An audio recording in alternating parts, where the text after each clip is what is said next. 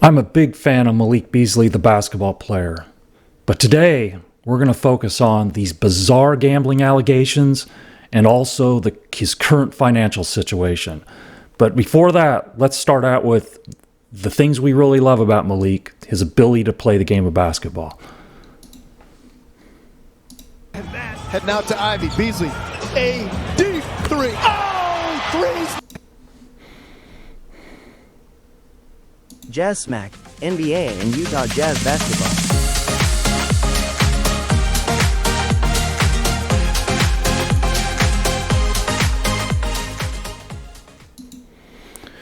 So that was a clip of Malik Beasley, the basketball player, shooting a deep three from up top. And that's a phenomenal play. Let's take a look at a few more clips of Malik playing the game. Got numbers. Duran off to the wing. Beasley lines up the seams. Cash. There was Malik taking a three from the left corner, and he shoots it so effortlessly. Not only did he shoot it from deep really effortlessly in that previous clip, but overall, I mean, Malik shoots it effortlessly from very deep. Let's take a look at another three. For Philadelphia, Thompson out top. Beasley off the pin down. Man, he is on a heater right. Again, takes a three from up top, shoots it effortlessly, and we've all seen Malik Beasley, on some of these really where he gets really going, and he can make a ton of threes in a short amount of time. Let's take a look at this one where he comes off a curl up at the top of the three-point line and gets into the lane for a floater, and he gets an and one. I think it's good for him. How so? To have this because, again, you start to find your way through these issues as Malik Beasley finds his way through the paint. And here we're going to take another look where he drives into the paint from going from the left three-point line across the lane, and he finishes with like a scoop half hook shot with an and one. Malik Beasley to the basket. Hook a hit. Again, another terrific play. So Malik Beasley is a good basketball player. He's not just a three-point shooter. He can do other things besides that, and I'm a big fan of Malik Beasley, the basketball player. But what we're going to focus on today is the allegations, the gambling allegations that came to light this summer, and also what came to light this summer concerning his financial situation with the number of lawsuits that have been filed against him for, breach of contract, non-payment of loans, all of these things. So we're going to look at all of this in context of where Malik Beasley currently stands as a player who no longer has an NBA contract at the current time because of where things, teams are like going to stay away for the time being. Until all these allegations are sorted out and something is resolved with this, I mean, he's not going to be playing in the NBA. So let's talk about Malik Beasley. Malik Beasley, he came into the NBA as a rookie in the 2016-2017 season. So he played with the Nuggets for 3+ seasons. He then played with the Minnesota Timberwolves for 2+ seasons. Then he played with the Utah Jazz for part of a season, with the Lakers for part of a season, 1 year with the Milwaukee Bucks, and this past season he was playing in Detroit. And he played well in Detroit. And that's why Detroit, it was speculated that Detroit was offering him a 3-year, $45 million contract that was obviously pulled, and Detroit quickly pivoted once the gambling allegations were made public, and the Detroit Pistons quickly pivoted to signing Duncan Robinson, who was a free agent in Miami. But Malik Beasley, playing in the NBA, he's been around the entertainment industry his entire life. Both of his parents are actors. So he should know what it's like to be in the public eye and act in the public eye. His grandfather is also a well-known actor, and I'm going to put up a picture of his grandfather on the screen, and you will know this person. I went through his IMDb credits, and his grandfather is a well-known actor. I mean, he's not like a starring actor, he's a character actor, but this guy has been, I mean, he's deceased now, but he'd been in a bunch of movies, television series. I mean, he was in the, sports fans will know him from the movie Rudy. He had a role in that movie. So certainly Malik Beasley has been around the entertainment industry, and he's been around people who have been in the public eye his entire life. So he should know that, you know, extra scrutiny comes with being a public figure, and he should know how to handle that, at least better than somebody who was never in that situation growing up. So Malik, to date, since coming into the NBA, his total earnings in NBA salary, not counting any endorsements or any off-the-court things, but just his NBA earnings to date, are $60 million. Now, of that $60 million, we all know how taxes work, and NBA players also have agent fees. So let's just say that Malik Beasley, during his NBA time, he made a total of, say, take-home pay of around $30 million, just to round it to a nice round number. So let's say through the 24-25 season, he had take-home pay of around $30 million. Now, all that being said, the financial situation that he finds himself in, like, we're going to take a look at that before we talk about the gambling allegations and whatnot and what could happen with those.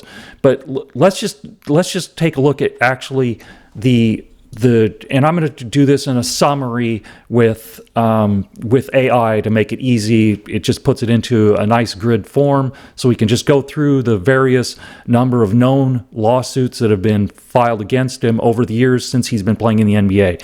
So we're going to start off one. There's a sports management group that apparently gave him a $650,000 advance, and then they filed a lawsuit against Malik for breach of contract, and we're seeking damages in the $2.25 to $2.5 million range.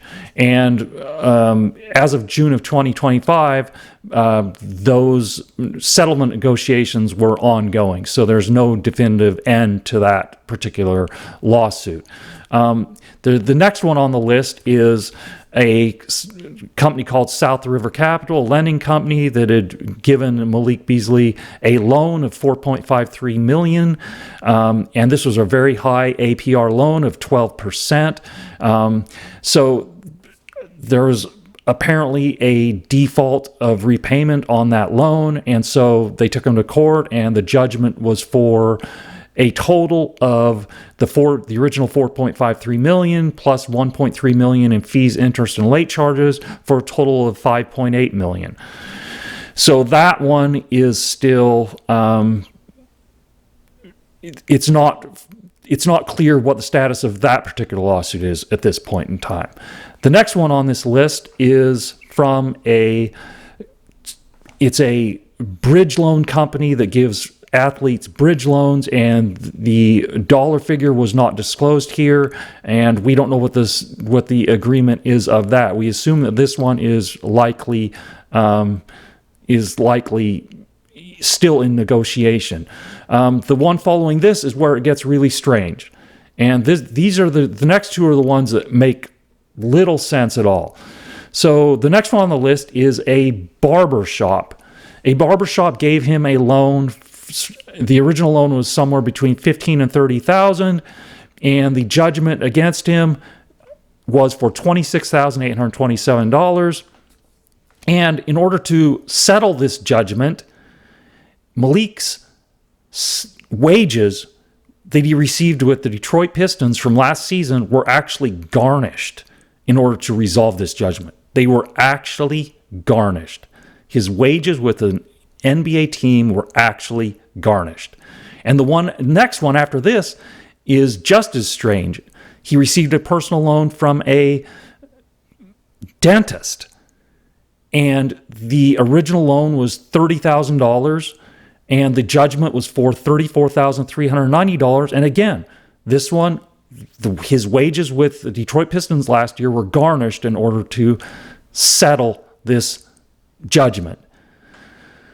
So those are two really bizarre instances. Why is he getting loans for tens of thousands of dollars from a barbershop and a dentist while he is an NBA player in his prime earning years making millions of dollars a year?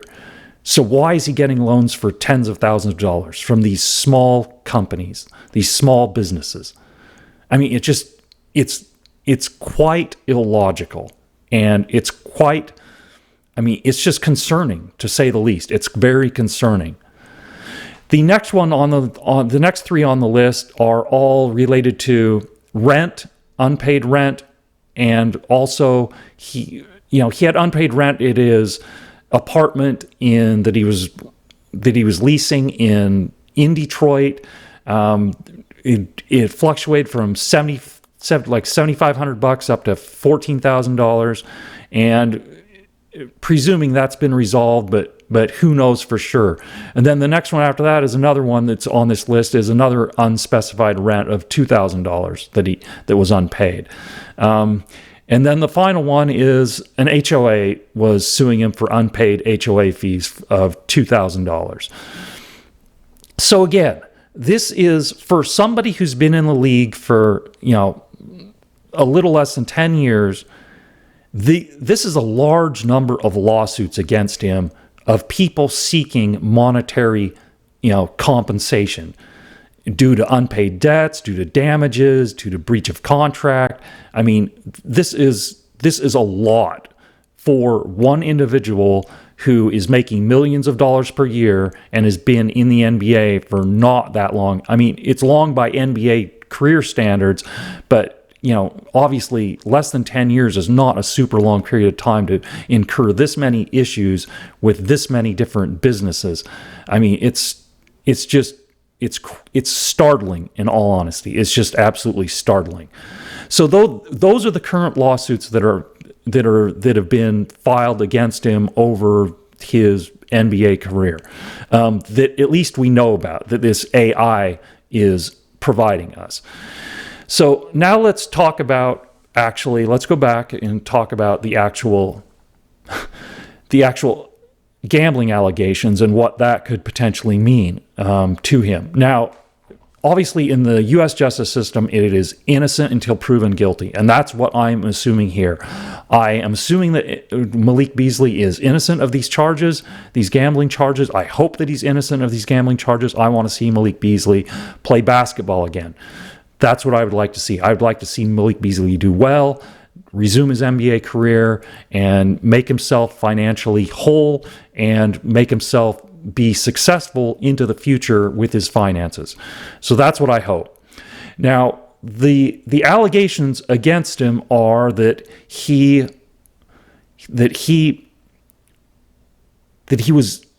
had something to do with sports betting on his games, whether it's his own personal numbers, whether it's the wins or losses of the Detroit Pistons or one of the other teams that he plays with, the Milwaukee Bucks or what have you.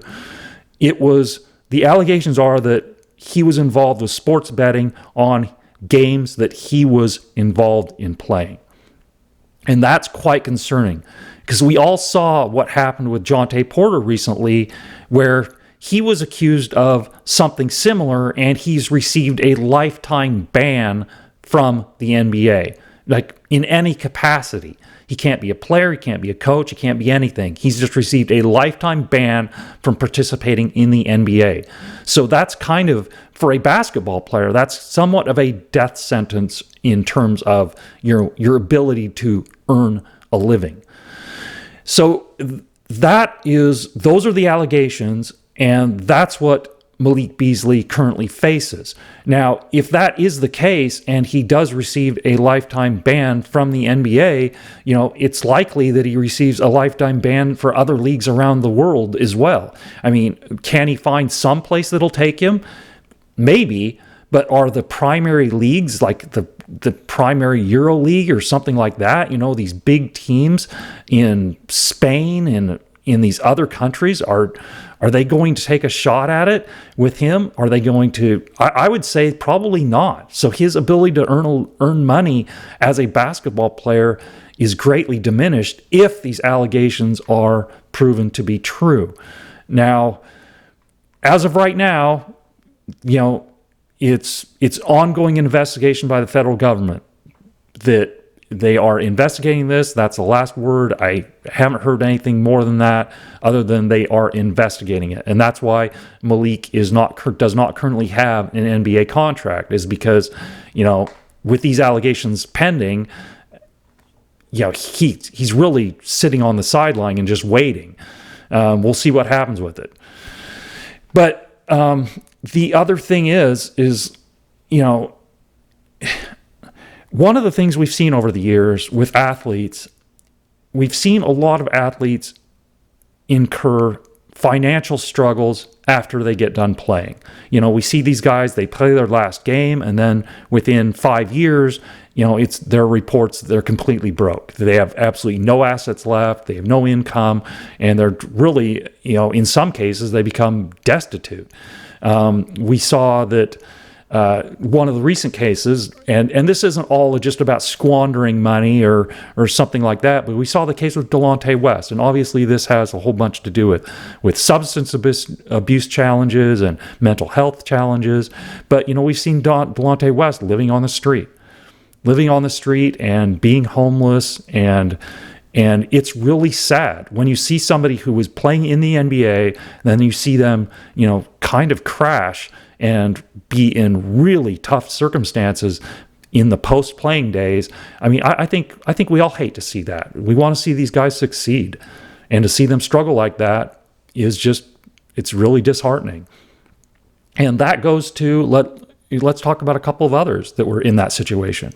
So there was the well-publicized case of Antoine Walker, that would, whenever that was, 15 years ago or so.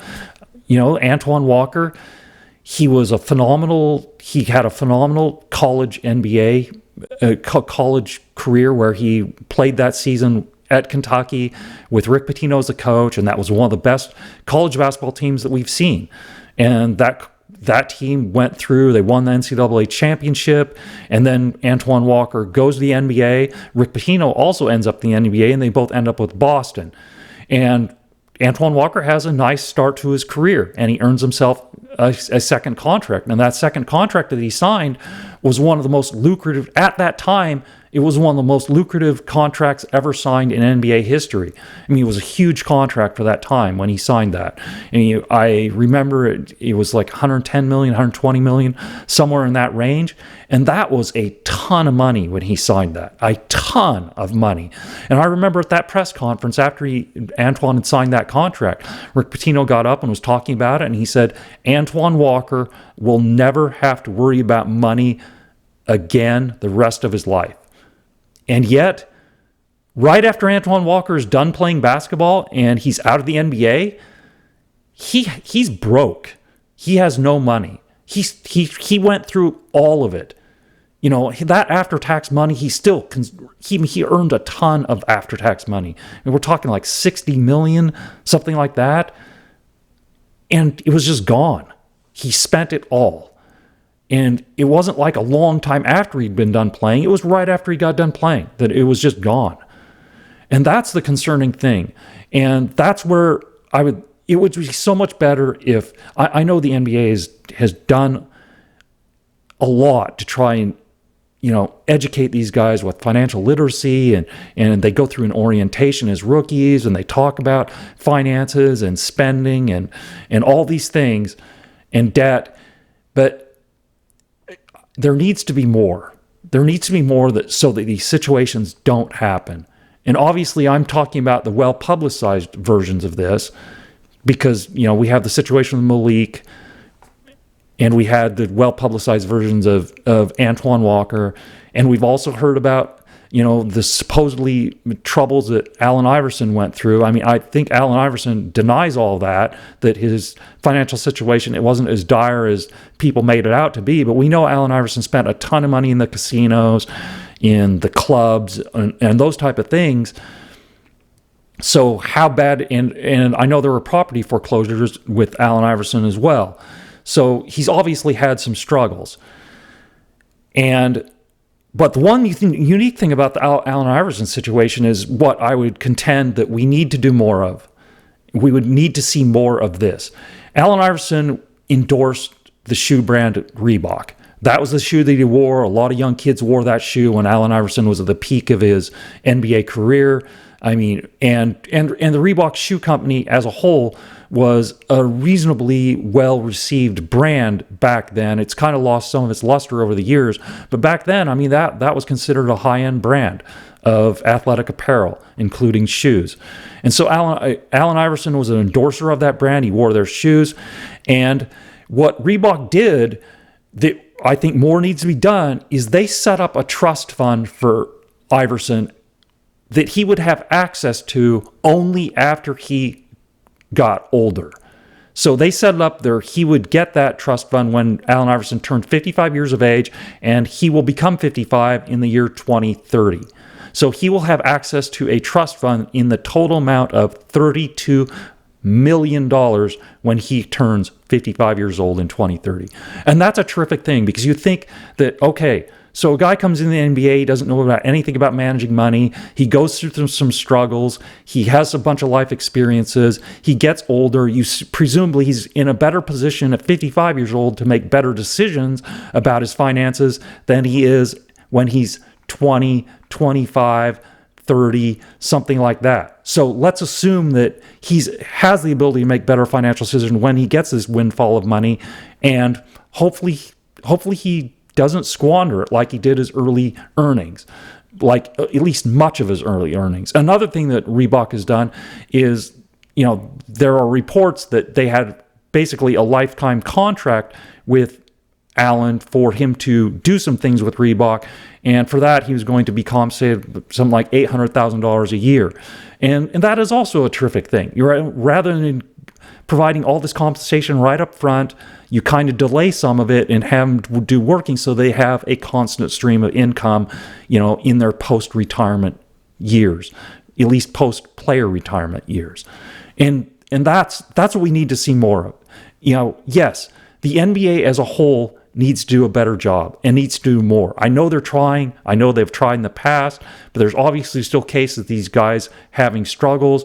But the NBA franchises themselves, it would be nice to see them do more and more and, try and get these guys to understand, how money grows over time, how interest works, and all those things, and how important it is to set aside a significant amount of your NBA earnings when you are a player in order to have a lifetime of financial security.